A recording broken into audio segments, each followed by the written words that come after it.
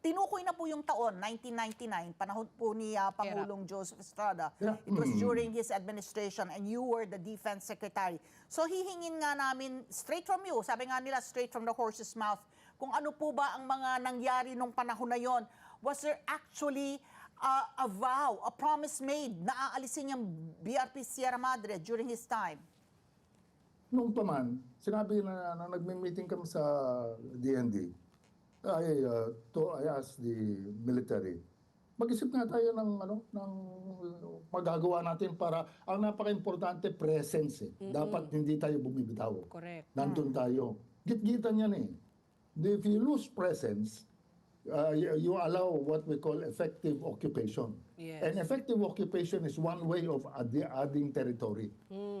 And alam natin na sa DNA ng China, yung long-term planning, strategic planning, tayo, ano ba ulam natin hanggang mamayang gabi? Yun ang pinaka-strategic view natin.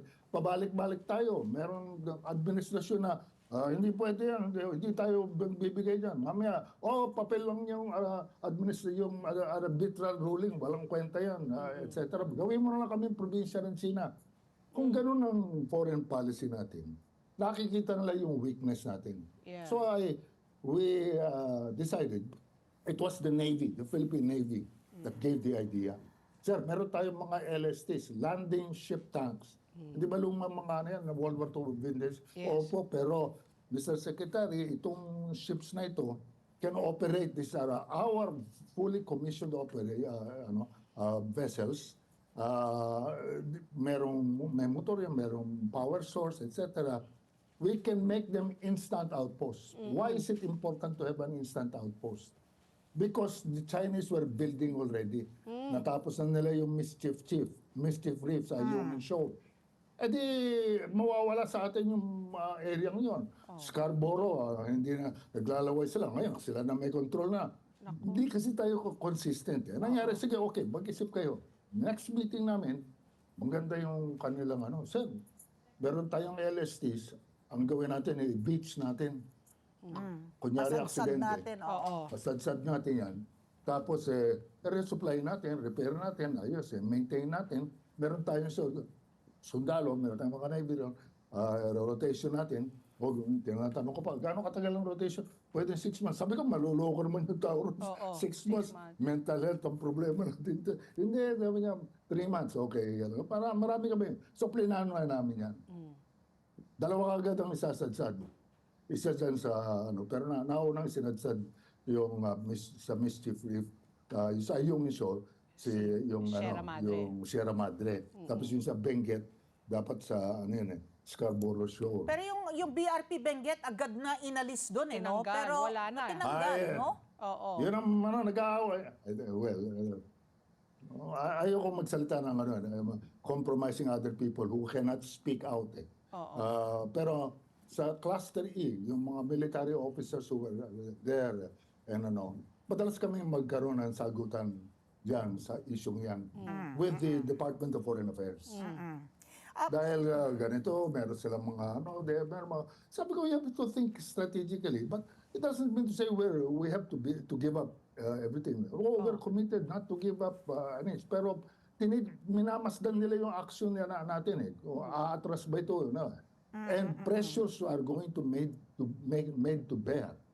And in this particular instance, ganyan nga ang nangyari. Sila naman ngayon, nakikita natin, may mga turista na sila, mga Chinese tourists, they're already being brought to talagang occupation eh. Correct. Kasi aside from effective occupation, well, you can annex it or you can acquire property by sale. Katulad ng Amerika, binili nila yung Alaska from the Russians.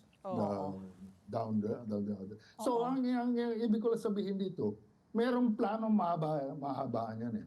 Ngayon makikita natin, maliwanag ang mga ginagawa ng gobyerno, ang mga steps na ginagawa ng gobyerno, maliwanag at ang deklarasyon nito hindi nagbabago.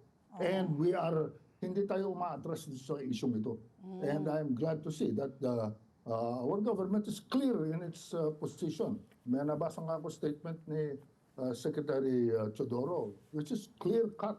Sinasabi, sino ba nauna rito? Sino ba ang nanggugulo rito? Hindi tayo eh. Oo. Sumunod tayo sa international law, may desisyon eh. Can you make a categorical statement na hindi po sa administrasyon po ni Erap Estrada po na nagkaroon po kayo ng kasunduan na tatanggalin po na hindi po papasok po si BRP Sierra Madre po doon? Ano ba talaga? Hindi, wala kaming ganun. Tatanggalin, oo.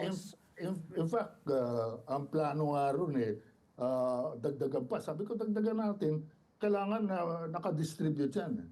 Binibiro nga ako ng flag officer in command. Sabi niya, sir, baka hindi na tayo paniwalaan na tayo at may aksidente yung nangyari. Yeah. Sabi ko, ikaw ba naniniwala doon sa sinasabi ng China na yung kanilang mga silungan, nakikita na, dati may mga radar na ngayon na yung kanilang silungan, yung kanilang ginawa, silungan lang ng kanilang mga mangingisda.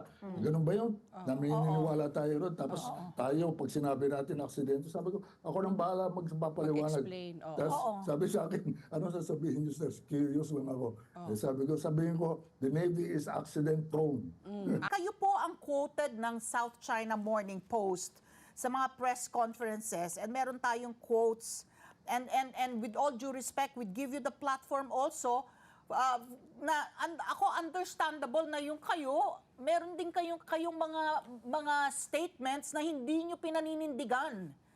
So ito, sabi, kayo daw quoted as saying sa press conference, you were assuring Beijing that quote-unquote appropriate steps have been undertaken to assess the extent of damage to the vessels and efforts will be made to immediately extricate the vessels from the shoal.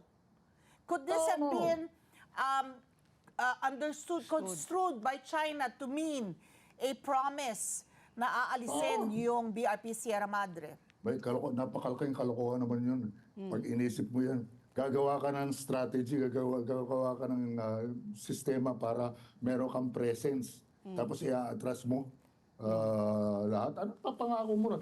Ang pangako nga natin to sa ito internally is that we should have more. Tapos ang ibig sabihin ng LST na yan, pag binitch mo yan, instant outpost kagad yan eh. Tapos hindi naman natin tinatabo yung kanila eh. Pero man dito nakabantay din kami sa amin. Yan lang naman simple. Meron pa ibang mga mga sinasabi yung unang araw meron magandang mga idea pa Navy noon eh. Sinasabi lang, hindi, magtayo tayo ng mga light post or mga lighthouses. Lighthouse. Okay, sabi ko lighthouses. That shouldn't stop us. Yeah. We can put lighthouses, we can put resorts there because it is our exclusive economic zone. Yes. Correct. Alam mo sa politika meron old saying, divide et impera. Divide and rule. Laging ginagawa na malalakas na bansa yan eh. Yeah. Paghahati-hati yan, pag-aaway-awayan kayo. Ngayon, natutuwa sila, pinag-aaway tayo, pinag-aawayan natin kung sino nagsabi, sino. Ako, wala ko, si Presidente Erap gave me the authority and the go-ahead to continue this, Why will I go back on it? If you can go through the records of the Cluster E, or security issue of the cabinet, makikita mo ron kung sino nagsasagutan tungkol dito sa isyong ito. Sino nagpapa-atras. And I am not out, kasi yung iba, wala na, pumanaw na sila, hindi na sila makasagot. Hindi ko sila babanggitin. But alam naman ng mga nag-a-attend noong araw ng mga meetings na yon, kung sino ang merong mga ambisyon o kaya sino yung with China. So, nakikita naman ng China na tayo, zig and zag tayo. Kumbaga sa boxing, bara-bara tayo eh. Wala tayong, hindi scientific yung approach natin eh. Dapat yung para alamanin Pacquiao, wala na hinahanap niya yung weakness ng position ng mga kamay at saka suntok. okay. So, Let's get together. Sunday 25. Sunday 25.